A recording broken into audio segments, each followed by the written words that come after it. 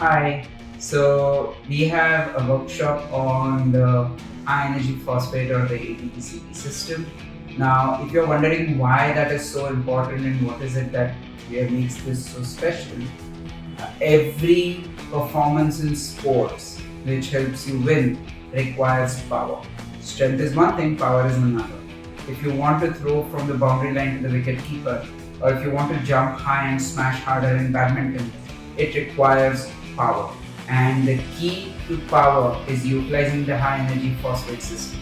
So we are going to have a workshop where we'll go through how to improve this system, how to test this system, what are the exercises that are required, what are the assessments that are required, a bit about nutrition, to just make sure that whatever you need to do, you can do it powerfully.